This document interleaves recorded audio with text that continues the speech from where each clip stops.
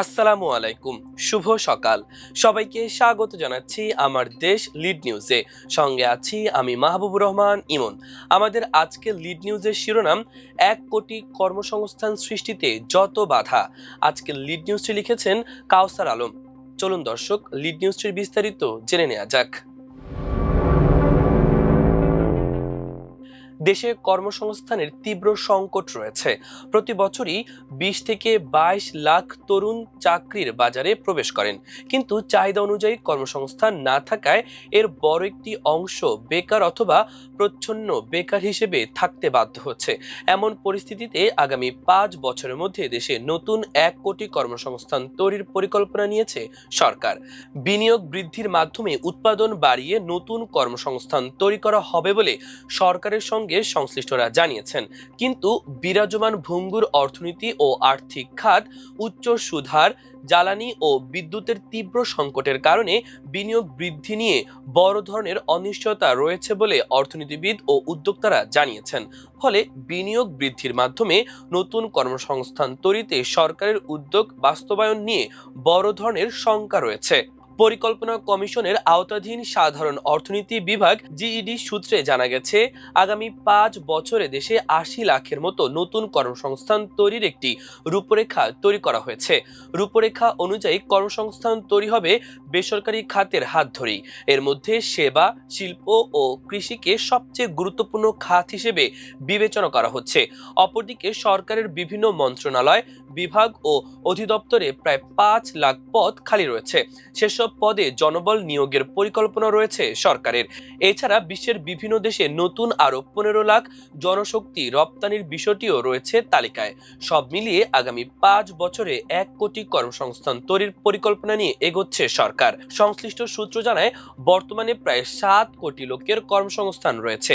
আগামী ৫ বছর অর্থাৎ ২০৩১ সালের মধ্যে নতুন ৮০ লাখ কর্মসংস্থান তৈরির লক্ষ্যমাত্রা নির্ধারণ করা হয়েছে। বর্তমানে কৃষিতে ৩,৫০,০০,০০০ মানুষ নিয়োজিত। আগামী ৫ বছরে এ খাতে আরো ১০ লাখ কর্মসংস্থান তৈরির পরিকল্পনা রয়েছে। শিল্প খাতে ১,২০,০০,০০০ লোক নিয়োজিত রয়েছেন।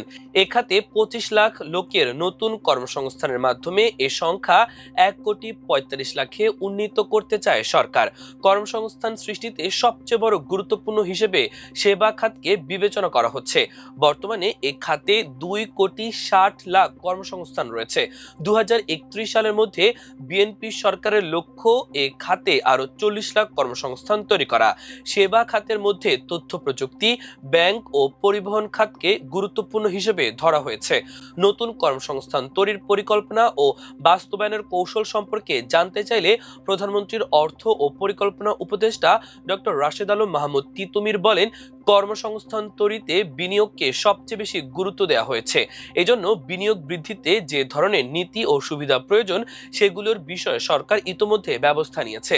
নীতির ধারাবাহিকতার জন্য বাজেটে আগামী ৫ বছরের জন্য কর কাঠামো ঘোষণা করা হয়েছে। জ্বালানি নিরাপত্তার জন্য ফসিল ফুয়েলের পাশাপাশি নবায়নযোগ্য জ্বালানি ব্যবহার বৃদ্ধি, গ্যাস অনুসন্ধানের কাজ শুরু করা, কৌশলগত মজুদ বৃদ্ধি এবং সহনশীল দর রাখা হয়েছে। অর্থায়নের জন্য ৬০,০০০ কোটি টাকার তহবিল গঠন করা হয়েছে। এই ধরনের তহবিল এর আগে কখনো গঠিত হয়নি। যোগাযোগ ব্যবস্থার জন্য রেলকে ঢেলে সাজানোর উদ্যোগ নেওয়া হচ্ছে। লক্ষ্য অর্জনে আমাদের মডেল ও কৌশল রয়েছে। বিনিয়োগ বৃদ্ধির মাধ্যমে উৎপাদন বৃদ্ধি এবং উৎপাদন বৃদ্ধির মাধ্যমে কর্মসংস্থান তৈরি করা হবে। জিইডি সদস্য ডক্টর মঞ্জুর হোসেন বলেন, সরকার আগামী ৫ বছরের জন্য প্রায় ১ কোটি কর্মসংস্থানের লক্ষ্য নির্ধারণ করেছে। এটি অর্জনের জন্য বিনিয়োগ বৃদ্ধির মাধ্যমে অর্থনীতিকে গতিশীল করার পরিকল্পনা নেওয়া হয়েছে। আগামী অর্থ বছরে জিডিপির প্রবৃদ্ধি ৬.৫% নির্ধারণ করা হয়েছে। প্রতি বছর ০.৫% হারে বৃদ্ধির মাধ্যমে ২০৩১ সালের মধ্যে প্রবৃদ্ধির লক্ষ্যমাত্রা ধরা হয়েছে ৮.৫%। বিনিয়োগের পরিমাণ হবে জিডিপির ৪০%। উচ্চ প্রবৃদ্ধি অর্জনের একটি বড় লক্ষ্যই হচ্ছে কর্মসংস্থান সৃষ্টি। নতুন কর্মসংস্থানের যে লক্ষ্যমাত্রা ধরা হয়েছে এটি চূড়ান্ত। বিষয়টি এমন নয় উল্লেখ করে জিইডির এই সদস্য বলেন, নির্দিষ্ট সময়ান্তর এটা রিভিউ করা হবে। পরিস্থিতি বিবেচনা করে এর সংখ্যা বাড়তে পারে কিংবা কমতেও পারে। তবে এখন নির্দিষ্ট লক্ষ্য সামনে রেখেই সরকার কর্মপরিকল্পনা প্রণয়ন করছে। তিনি আরো বলেন, সরকার বাজেটে ব্যবসা ও বিনিয়োগের জন্য বড় ধরনের সুযোগ সুবিধা ও কর ছাড় দিয়েছে। নতুন খাত হিসেবে নবায়নযোগ্য জ্বালানি খাতকে বিশেষ অগ্রাধিকার দেওয়া হয়েছে। অপরদিকে সরকার যেসব প্রকল্প নিয়েছে সেগুলোর মাধ্যমে কর্মসংস্থান তৈরি হবে। তবে বর্তমানে বিনিয়োগের ক্ষেত্রে জ্বালানি সংকট বড় ধরনের প্রতিবন্ধকতা তৈরি করছে বলে জানিয়েছেন বাংলাদেশ বিনিয়োগ উন্নয়ন কর্তৃপক্ষ বিডার চেয়ারম্যান আশিক চৌধুরী। গত 18 জুন বিডা কার্যালয়ে কর্মশালায় সাংবাদিকদের প্রশ্নের উত্তরে তিনি বলেন, বর্তমানে জ্বালানি সংকটের কারণে বিনিয়োগ বাধাগ্রস্ত হচ্ছে। রাতারাতি এ সংকট থেকে উত্তরণ ঘটবে না। সংকট মোকাবেলায় এখনো যদি উদ্যোগ নেওয়া হয় তাতে 1.5 থেকে 2 বছর সময় লেগে যাবে। বিডা চেয়ারম্যানের বক্তব্যে দেশে বিনিয়োগ সংকটের বাস্তবতা উঠে এসেছে। বিনিয়োগের ক্ষেত্রে আরো বিভিন্ন প্রতিবন্ধকতা রয়েছে বলে অর্থনীতিবিদরা মনে করছেন। ঢাকা বিশ্ববিদ্যালয়ের অর্থনীতি বিভাগের অধ্যাপক ডক্টর মোহাম্মদ শাহাদাত হোসেন সিদ্দিকী বলেন, বাংলাদেশের আর্থিক খাত এখন ভঙ্গুর অবস্থায় রয়েছে। বর্তমান বিনিয়োগ পরিস্থিতি 20 বছরের আগের অবস্থানে রয়েছে। আর্থিক প্রতিষ্ঠানগুলো ভঙ্গুর অবস্থা রয়েছে। বিনিয়োগের জন্য শক্ত আর্থিক ভিত্তি ও আর্থিক সেক্টরের প্রয়োজন। এজন্য আর্থিক প্রতিষ্ঠানগুলো কতটা রাজনৈতিক প্রভাবমুক্তভাবে কাজ করতে পারে, স্বাধীনভাবে ঋণ দিতে পারে, সেটা দেখার বিষয়। তিনি আরো বলেন, ব্যাপক কর্মসংস্থান সৃষ্টিতে রপ্তানিতে বড় ধরনের গতি প্রয়োজন। বিদেশি বিনিয়োগেও বড় ধরনের গতি প্রয়োজন। কিন্তু বর্তমান পরিস্থিতিতে তেমন কোনো পরিবর্তনের সম্ভাবনা নেই।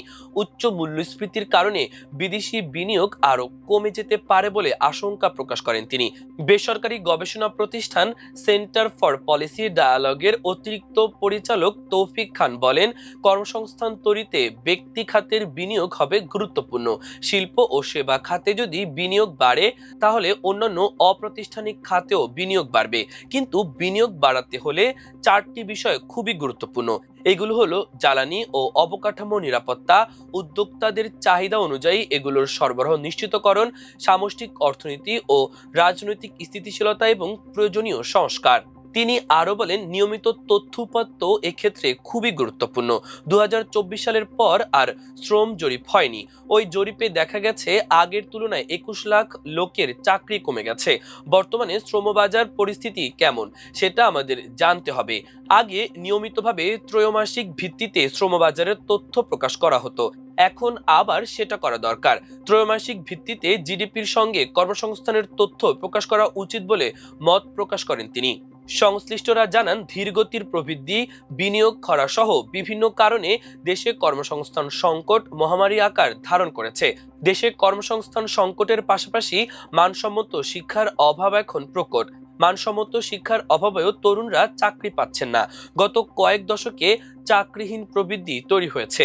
প্রতি দশকেই আমাদের জিডিপি প্রবৃদ্ধি অন্তত 1% হারে বেড়েছে, কিন্তু সে প্রবৃদ্ধির সঙ্গে কর্মসংস্থান সৃষ্টির হার তাল মেলাতে পারেনি।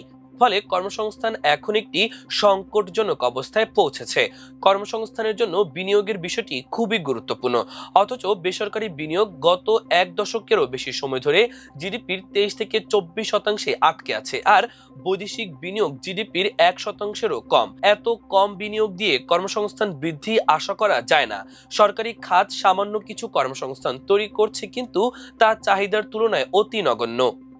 প্রিয় দর্শক, আমাদের আজকের লিড নিউজের আয়োজন এ পর্যন্তই। আগামীকাল আরেকটি লিড নিউজ নিয়ে আপনাদের সামনে হাজির হব।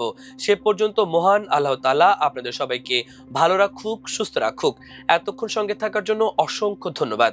আল্লাহ হাফেজ।